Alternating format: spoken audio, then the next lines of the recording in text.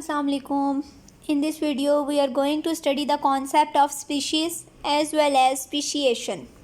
Speciation is basically the formation of new species. So सबसे पहले हम बायोलॉजिकल कॉन्सेप्ट देखेंगे कि स्पीशीज़ हैं क्या. स्पीशीज़ जो है वो ग्रुप ऑफ पॉपुलेशंस होते हैं जो कि क्या कर सकते हैं, एक्सचेंज कर सकते हैं देयर जेनेटिक मटेरियल, और वो क्या करते हैं, इंटरब्रीड कर सकते हैं. ठीक है, यानी स्पीशीज़ क्या है, group of individuals that can interbreed.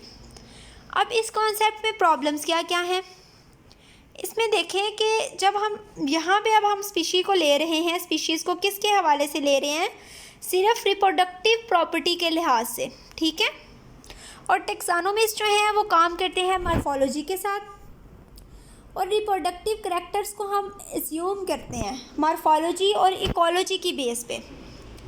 इसके अलावा कुछ ऐसे ऑर्गेनिजम्स होते हैं वो सेक्सुअली रिप्रोड्यूस नहीं करते बल्कि एसेक्सुअल रिप्रोडक्शन करते हैं. इस तरह ये जो बायोलॉजिकल कॉन्सेप्ट है ये उन ऑर्गेनिज्म पे तो अप्लाई नहीं हो सकता ना. उसके अलावा एक और प्रॉब्लम है फॉसिल मटेरियल में. पैलियोनटोलॉजिस्ट जो है ना वो डिस्क्राइब करते हैं स्पीशीज़ की एक्सटिंक्शन को. अब जब देखें स्पीशीज़ एक्सटिंक्ट हो गई हैं तो हम कैसे इस बात को प्रेडिक्ट करें कि ये आपस में फ़लाँ स्पीशीज़ आपस में इंटरब्रीड कर सकती थी या नहीं कर सकती थी. ठीक है, हम उनका रिप्रोडक्टिव क्राइटेरियन कैसे, उसको हम जो है क्राइटेरिया जो है इसको हम कैसे कह लें कि सेट कर सकते हैं. इसमें ये मेजर प्रॉब्लम्स थी. कौन कौन सी, एक तो मॉर्फोलॉजी की बेस पे स्टडी किया जाता है. सेकंड क्या था कि कुछ इंडिविजुअल जो हैं वो प्रोड्यूस ही नहीं करते सेक्सुअली, वो एसेक्सुअल रिप्रोडक्शन करते हैं. और थर्ड प्रॉब्लम क्या था, फॉसिल मटेरियल में. अब यहाँ पे एक ऑप्शन था कि अगर हमने यही चेक करना है कि आइदर वो रिप्रोडक्शन करते हैं या नहीं करते तो हम लैब में चेक कर सकते हैं. ठीक है, लेकिन यहाँ पे ऑप्शन ये आता है कि ऐसा भी तो हो सकता है लैब के इन्वायरमेंट में कुछ इंडिविजुअल्स रिप्रोड्यूस कर जाएं, और जब हम उनको वाइल्ड इन्वायरमेंट दें, उनका नॉर्मल हैबिटेट दें और उसमें वो रिप्रोड्यूस ना करें, सारी इसमें कह लें कि पॉसिबिलिटीज़ आ जाती हैं हर तरह की. सो स्पेशिएशन बेसिकली है क्या, ये है फॉर्मेशन ऑफ न्यू स्पीशीज़. अच्छा, इसके लिए स्पेशिएशन के लिए रिक्वायरमेंट क्या है कि जो सब पॉपुलेशंस हैं उनकी इंटरब्रीडिंग नहीं होनी चाहिए. स्पीशिएशन की रिक्वायरमेंट क्या है कि सब पॉपुलेशंस की इंटरब्रीडिंग नहीं होनी चाहिए. इस चीज़ को हम क्या कहते हैं, रिप्रोडक्टिव आइसोलेशन. रिप्रोडक्टिवली जब आइसोलेट हो जाती हैं ना सब पॉपुलेशंस, फिर नेचर सिलेक्शन, जेनेटिक ड्रिफ्ट वगैरह मिल के ना उनको एक न्यू स्पीशीज़ की तरफ ले जाते हैं. ठीक है, अब हमने देखना है रिप्रोडक्टिवली आइसोलेट स्पीशीज़ कैसे हो सकती हैं, यानी हमने सब पॉपुलेशंस को इंटरब्रीडिंग नहीं करने देनी. अब इसमें एक ऑप्शन है प्री मेटिंग आइसोलेशन. इसमें क्या होता है, pre mating isolation prevents mating from taking place, यानी ये मेटिंग नहीं होने देती. ऐसे इसमें स्टेप्स आ जाते हैं जो मेटिंग को प्रिवेंट करते हैं. अब वो कौन कौन से हो सकते हैं, फॉर एग्ज़ाम्पल स्पीशीज़ जो है वो सेपरेट है जियोग्राफिकल बैरियर से, यानी एक स्पीशी है उसके दरमियान में रिवर आ गया, दूसरी स्पीशी दूसरी साइड पे है. इस तरह क्या होता है कि ये रिप्रोड्यूस नहीं कर सकती. ठीक है,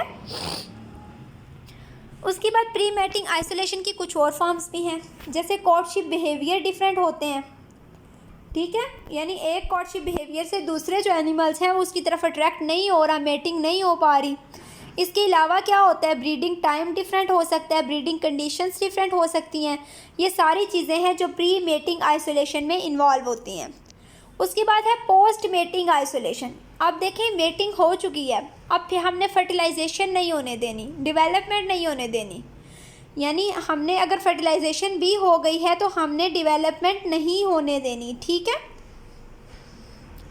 for example conditions in the reproductive tract of female may not support the sperm of another individual, यानी मेटिंग तो हो गई, अब फीमेल जो है वो स्पर्म उसको सपोर्ट ही नहीं कर रही, यानी फर्टिलाइजेशन नहीं हो रही.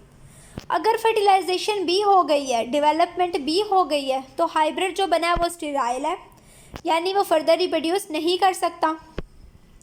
ठीक है, उसके अलावा क्या है कि डेवलपमेंटल फेलियर्स, फर्टिलाइज्ड एग और एम्ब्रियो, ये सारे ऑप्शंस हो सकते हैं. अब हमारे पास स्पीशिएशन जो है वो बेसिकली 3 तरह की होती हैं। सबसे पहले अब हमने देखना है कौन सी है, एलोपेट्रिक स्पीशिएशन। एलो का क्या मतलब होता है, ठीक है, एलोस का अदर, पेट्रिया फादरलैंड, यानी इसमें सेपरेशन आ गई है हमारे पास। सब पॉपुलेशंस जो हैं वो जियोग्राफिकली आइसोलेट हो गई हैं। वही दरमियान में कोई माउंटेन आ गया, कोई रिवर आ गया, ठीक है, जिसको वो क्रॉस नहीं कर सकती, इस तरह जियोग्राफिकली आइसोलेट हो गई हैं। अब इसमें क्या होता है, उनके डिफरेंट इन्वायरमेंट हो गया, डिफरेंट अडोप्टेशंस हो गई, इस तरह वो सक्सेसफुली मेटिंग नहीं कर सकती, और ये मोस्ट कॉमन काइंड है स्पीशिएशन की। अब इसमें हमारे पास एग्जांपल आ जाती है गैलापागोस आइलैंड की फिंचेस की, ठीक है। सेकंड है पैरापेट्रिक स्पीशिएशन। ये बेसिकली ना स्मॉल लोकल एरिया में होती है, ठीक है। ये स्मॉल लोकल पॉपुलेशंस में होती है, जिन्हें हम क्या कहते हैं, डीम्स। फॉर एग्जांपल एक पर्टिकुलर पॉन्ड है, ये पॉन्ड है, इसमें रहने वाले जितने भी फ्रॉग्स हैं ना वो एक डीम बनाते हैं, और ये पॉन्ड है, ठीक है, इसमें रहने वाले जितने भी सी अर्चन्स हैं वो अपना एक अलग जो डीम है वो बना रहे हैं, और इंडिविजुअल्स एक डीम के जो होंगे ना वो आपस में ब्रीडिंग करते हैं as compared to with other populations. यानी ये देखेंगे एक बड़ा सारा पॉन्ड हो और एक छोटा पॉन्ड है, इस पॉन्ड के जो फ्रॉग्स हैं वो इसी में आपस में ही रिप्रोडक्शन करेंगे, ठीक है। इस तरह इनका सिमिलर इन्वायरमेंट होता है, तो इनमें जो सिलेक्शन प्रेशर होता है वो भी सिमिलर होता है।